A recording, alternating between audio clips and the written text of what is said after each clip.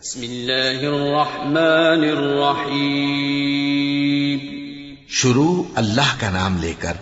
جو بڑا مہربان نہایت رحم والا ہے۔ سب تعریف اللہ ہی کو ہے جس نے اپنے محبوب بندے محمد صلی اللہ علیہ وآلہ وسلم پر یہ کتاب نازل کی اور اس میں کسی طرح کی کجی اور پیچیدگی نہ رکھی،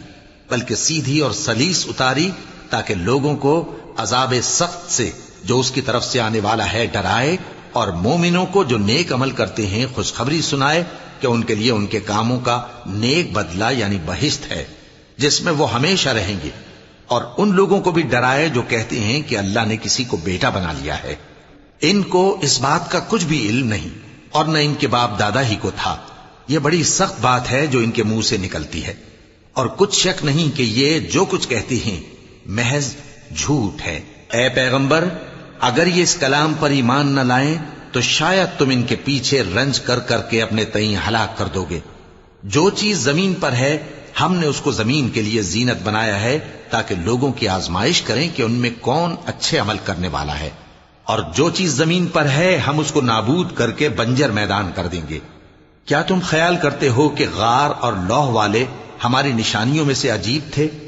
جب وہ نوجوان غار میں جا رہے تو کہنے لگے کہ اے ہمارے پروردگار، ہم پر اپنے ہاں سے رحمت نازل فرما اور ہمارے کام میں درستی کے سامان مہیا کر۔ تو ہم نے غار میں کئی سال تک ان کے کانوں پر نیند کا پردہ ڈالے رکھا، یعنی ان کو سلائے رکھا، پھر ان کو جگا اٹھایا تاکہ معلوم کریں کہ جتنی مدت وہ غار میں رہے دونوں جماعتوں میں سے اس کی مقدار کس کو خوب یاد ہے۔ ہم ان کے حالات تم سے صحیح صحیح بیان کرتے ہیں۔ وہ کئی نوجوان تھے جو اپنے پروردگار پر ایمان لائے تھے، اور ہم نے ان کو اور زیادہ ہدایت دی تھی، اور ان کے دلوں کو مربوط یعنی مضبوط کر دیا۔ جب وہ اٹھ کھڑے ہوئے تو کہنے لگے کہ ہمارا پروردگار آسمانوں اور زمین کا مالک ہے، ہم اس کے سوا کسی کو معبود سمجھ کر نہ پکاریں گے۔ اگر ایسا کیا تو اس وقت ہم نے بے عقلی کی بات کی۔ ان ہماری قوم کے لوگوں نے اس کے سوا اور معبود بنا رکھے ہیں، بھلا یہ ان کے معبود ہونے پر کوئی کھلی دلیل کیوں نہیں لاتے؟ تو اس سے زیادہ کون ظالم ہے جو اللہ پر جھوٹ باندھے؟ اور جب تم نے ان مشرکوں سے اور جن کی یہ اللہ کے سوا عبادت کرتے ہیں ان سے کنارہ کر لیا ہے تو غار میں چل رہو، تمہارا پروردگار تمہارے لیے اپنی رحمت وسیع کر دے گا اور تمہارے کاموں میں آسانی کے سامان مہیا کرے گا۔ اور جب سورج نکلے تو تم دیکھو کہ دھوپ ان کے غار سے داہنی طرف سمٹ جائے، اور جب غروب ہو تو ان سے بائیں طرف کترا جائے، اور وہ اس غار کے کشادہ حصے میں تھے۔ یہ اللہ کی نشانیوں میں سے ہیں، جس کو اللہ ہدایت دے وہ ہدایت یاب ہے، اور جس کو گمراہ رہنے دے تو تم اس کے لیے کوئی دوست راہ بتانے والا نہ پاؤ گے۔ اور تم ان کے متعلق خیال کرو کہ وہ جاگ رہے ہیں حالانکہ وہ سوتے ہیں، اور ہم ان کو دائیں اور بائیں کروٹ بدلاتے تھے، اور ان کا کتا چوکھٹ پر دونوں ہاتھ پھیلائے ہوئے تھا۔ اگر تم ان کو جھانک کر دیکھتے تو پیٹ پھیر کر بھاگ جاتے اور ان سے دہشت میں آ جاتے۔ اور اسی طرح ہم نے ان کو اٹھایا تاکہ آپس میں ایک دوسرے سے دریافت کریں۔ ایک کہنے والے نے کہا کہ تم یہاں کتنی مدت رہے؟ انہوں نے کہا کہ 1 دن یا اس سے بھی کم۔ انہوں نے کہا کہ جتنی مدت تم رہے ہو تمہارا پروردگار ہی اس کو خوب جانتا ہے، تو اپنے میں سے کسی کو یہ روپیہ دے کر شہر بھیجو، وہ دیکھے کہ نفیس کھانا کون سا ہے تو اس میں سے کھانا لے آئے، اور احتیاط سے آئے جائے اور تمہارا حال کسی کو نہ بتائے۔ اگر وہ تم پر دسترس پا لیں گے تو تمہیں سنسار کر دیں گے یا پھر اپنے مذہب میں داخل کر لیں گے، اور اس وقت تم کبھی فلاح نہیں پاؤ گے۔ اور اسی طرح ہم نے لوگوں کو ان کے حال سے خبردار کر دیا تاکہ وہ جانیں کہ اللہ کا وعدہ سچا ہے، اور یہ کہ قیامت جس کا وعدہ کیا جاتا ہے اس میں کچھ شک نہیں۔ اس وقت لوگ ان کے بارے میں باہم جھگڑنے لگے اور کہنے لگے کہ ان کے غار پر عمارت بنا دو۔ ان کا پروردگار ان کے حال سے خوب واقف ہے۔ جو لوگ ان کے معاملے میں غلبہ رکھتے تھے وہ کہنے لگے کہ ہم ان کے غار پر مسجد بنائیں گے۔ بعض لوگ اٹکل پچو کہیں گے کہ وہ 3 تھے اور چوتھا ان کا کتا تھا، اور بعض کہیں گے کہ وہ 5 تھے اور چھٹا ان کا کتا تھا، اور بعض کہیں گے کہ وہ 7 تھے اور 8واں ان کا کتا تھا۔ کہہ دو کہ میرا پروردگار ہی ان کے شمار سے خوب واقف ہے، ان کو جانتے بھی ہیں تو تھوڑے ہی لوگ جانتے ہیں۔ تو تم ان کے معاملے میں بحث نہ کرنا مگر سرسری سی بحث، اور نہ ان کے بارے میں ان میں سے کسی سے کچھ دریافت ہی کرنا، اور کسی کام کی نسبت نہ کہنا کہ میں اسے کل کر دوں گا، مگر انشاءاللہ کہہ کر، یعنی اگر اللہ چاہے تو کر دوں گا، اور جب اللہ کا نام لینا بھول جاؤ تو یاد آنے پر لے لو، اور کہہ دو کہ امید ہے کہ میرا پروردگار مجھے اس سے بھی زیادہ ہدایت کی باتیں بتائے۔ اور اصحاب کہف اپنے غار میں 9 اوپر 300 سال رہے۔ کہہ دو کہ جتنی مدت وہ رہے اسے اللہ ہی خوب جانتا ہے، اسی کو آسمانوں اور زمین کی پوشیدہ باتیں معلوم ہیں، وہ کیا خوب دیکھنے والا اور کیا خوب سننے والا ہے۔ اس کے سوا ان کا کوئی کارساز نہیں، اور نہ وہ اپنے حکم میں کسی کو شریک کرتا ہے۔ اور اپنے پروردگار کی کتاب کو جو تمہارے پاس بھیجی جاتی ہے پڑھتے رہا کرو، اس کی باتوں کو کوئی بدلنے والا نہیں، اور اس کے سوا تم کہیں پناہ بھی نہیں پاؤ گے۔ اور جو لوگ صبح و شام اپنے پروردگار کو پکارتے اور اس کی خوشنودی کے طالب ہیں، ان کے ساتھ صبر کرتے رہو، اور تمہاری نگاہیں ان میں سے گزر کر اور طرف نہ دوڑیں کہ تم دنیاوی زندگی کی رونقوں کے خواستگار ہو جاؤ۔ اور جس شخص کے دل کو ہم نے اپنی یاد سے غافل کر دیا ہے اور وہ اپنی خواہش کی پیروی کرتا ہے اور اس کا کام حد سے بڑھ گیا ہے، اس کا کہا نہ ماننا۔ اور کہہ دو کہ لوگوں، یہ قرآن تمہارے پروردگار کی طرف سے برحق ہے، تو جو چاہے ایمان لائے اور جو چاہے کافر رہے۔ ہم نے ظالموں کے لیے دوزخ کی آگ تیار کر رکھی ہے جس کی قناتیں ان کو گھیر رہی ہوں گی، اور اگر فریاد کریں گے تو ایسے کھولتے ہوئے پانی سے ان کی داد رسی کی جائے گی جو پگھلے ہوئے تانبے کی طرح گرم ہوگا، اور جو ان کے چہروں کو بھون ڈالے گا۔ ان کے پینے کا پانی بھی برا اور آرام گاہ بھی بری۔ اور جو ایمان لائے اور کام بھی نیک کرتے رہے تو ہم نیک کام کرنے والوں کا اجر ضائع نہیں کرتے۔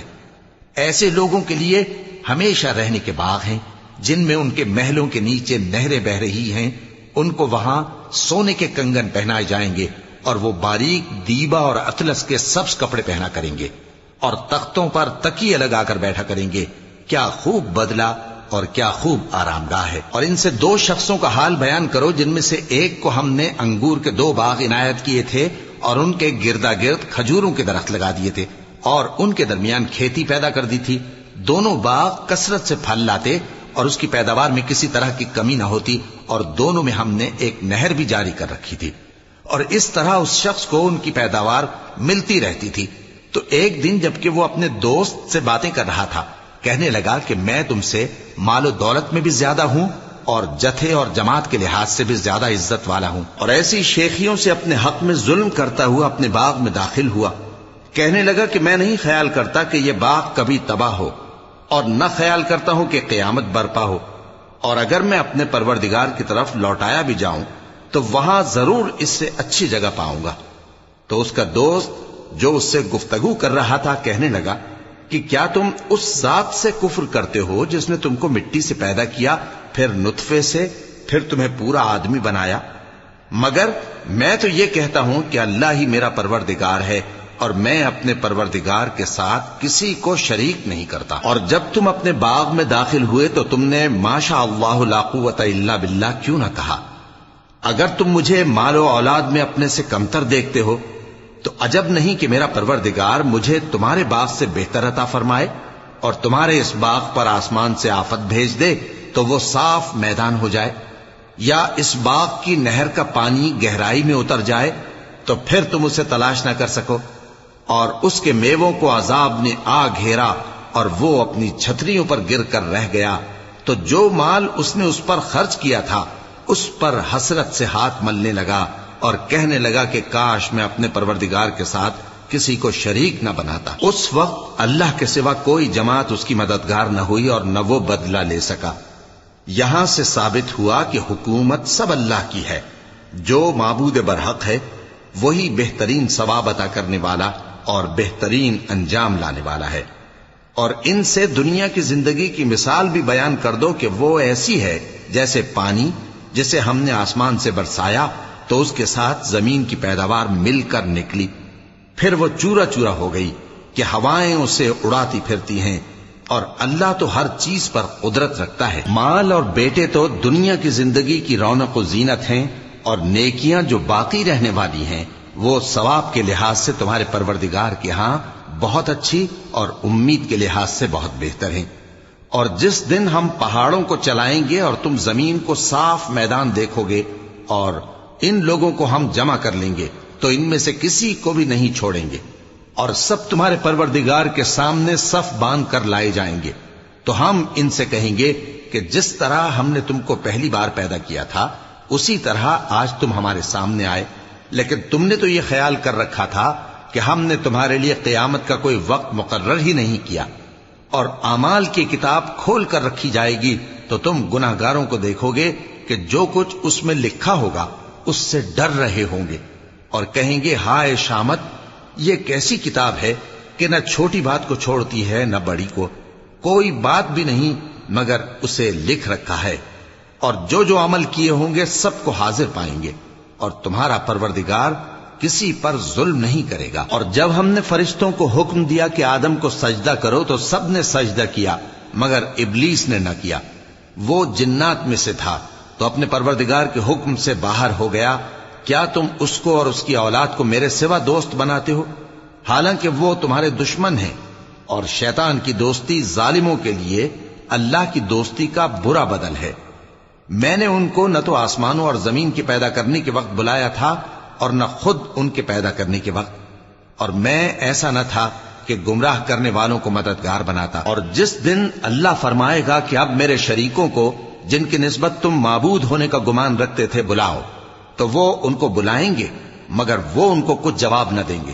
اور ہم ان کے درمیان ہلاکت کی ایک جگہ بنا دیں گے، اور گناہگار لوگ دوزخ کو دیکھیں گے تو یقین کر لیں گے کہ وہ اس میں پڑنے والے ہیں، اور اس سے بچنے کا کوئی راستہ نہ پائیں گے۔ اور ہم نے اس قرآن میں لوگوں کے سمجھانے کے لیے طرح طرح کی مثالیں بیان فرمائی ہیں، لیکن انسان سب چیزوں سے بڑھ کر جھگڑالو ہے، اور لوگوں کے پاس جب ہدایت آ گئی تو ان کو کس چیز نے منع کیا کہ ایمان لائیں اور اپنے پروردگار سے بخشش مانگیں، بجز اس کے کہ اس بات کے منتظر ہوں کہ انہیں بھی پہلوں کا سا معاملہ پیش آئے یا ان پر عذاب سامنے سے آ جائے۔ اور ہم جو پیغمبروں کو بھیجا کرتے ہیں تو صرف اس لیے کہ لوگوں کو اللہ کی نعمتوں کی خوشخبریاں سنائیں اور عذاب سے ڈرائیں، اور جو کافر ہیں وہ باطل کی مدد سے جھگڑا کرتے ہیں تاکہ اس سے حق کو پھسلا دیں، اور انہوں نے ہماری آیتوں کو اور جس چیز سے ان کو ڈرایا جاتا ہے اسے ہنسی بنا لیا ہے۔ اور اس سے بڑھ کر ظالم کون، جس کو اس کے پروردگار کی آیات کے ذریعے سمجھایا گیا تو اس نے ان سے منہ پھیر لیا، اور جو اعمال وہ آگے کر چکا اس کو بھول گیا۔ ہم نے ان کے دلوں پر پردے ڈال دیے کہ اسے سمجھ نہ سکیں، اور کانوں میں ثقل پیدا کر دیا ہے کہ سن نہ سکیں، اور اگر تم ان کو رستے کی طرف بلاؤ تو کبھی رستے پر نہ آئیں گے، اور تمہارا پروردگار بخشنے والا صاحب رحمت ہے۔ اگر وہ ان کے کرتوتوں پر ان کو پکڑنے لگے تو ان پر جھٹ عذاب بھیج دے، مگر ان کے لیے ایک وقت مقرر کر رکھا ہے کہ اس کے عذاب سے کوئی پناہ کی جگہ نہ پائیں گے۔ اور یہ بستیاں جو ویران پڑی ہیں، جب انہوں نے کفر کر کے ظلم کیا تو ہم نے ان کو تباہ کر دیا، اور ان کی تباہی کے لیے ایک وقت مقرر کر دیا تھا۔